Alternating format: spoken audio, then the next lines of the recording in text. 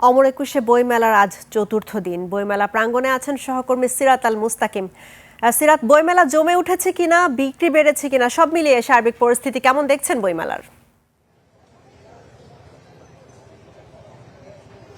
রাহি, এখন ঘড়িতে 7টা 16 মিনিট এবং আমার পেছনে যে দৃশ্য এটি কিন্তু অমর একুশে বইমেলার দৃশ্য, যেটি গত অন্যান্য বইমেলা থেকে কিছুটা ভিন্ন। কারণ এবছর প্রায় ২৬ দিন পরে বইমেলা শুরু হয়েছে এবং সেই ২৬ দিন পরে বইমেলা শুরু হওয়ার পরে কিন্তু আবার রমজান রোজার মাসে যেহেতু চলছে, সেই রোজার মাসে কিন্তু দিনের বেলা তেমন একটি পাঠক আমরা দেখতে পাচ্ছি না। তবে ইফতারের পরপরই কিন্তু আমরা দেখছি যে কিছু সংখ্যক পাঠক কিন্তু এই বইমেলা প্রাঙ্গণে এসেছেন।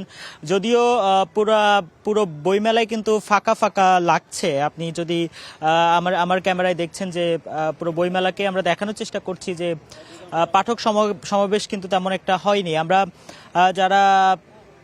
এখানে যারা লেখক আছেন, প্রকাশক আছেন, তাদের সাথে কথা বলেছি।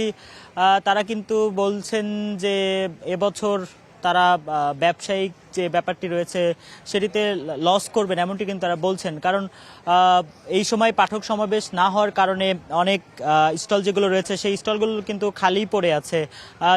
যারা বিক্রয় কর্মী আছে তারা অলস সময় পার করছেন, এমনটি কিন্তু আমরা দেখছি। তবে আমরা বিকাল থেকেই বইমেলায় অবস্থান করছিলাম এবং বিকালে আমরা তেমন পাঠক দেখিনি বইমেলাতে আসতে। তবে ইফতারের পরে আমরা কিছু সংখ্যক পাঠক আমরা দেখছি যে তারা বইমেলাতে আসছেন। এবং আরেকটি তথ্য, নতুন তথ্য আমি আপনাকে জানাতে চাই, সেটি হচ্ছে যে বইমেলা 4 দিন চলছে এবং এই 4 দিনে মোট নতুন বই এসেছে 96টি। এবং আজকে বিকালের যে অ্যানাউন্সমেন্ট তথ্য কেন্দ্র থেকে, সেখান থেকে আমরা যতটুকু জানতে পেরেছি আজকে নতুন বইয়ের সংখ্যা 42টি।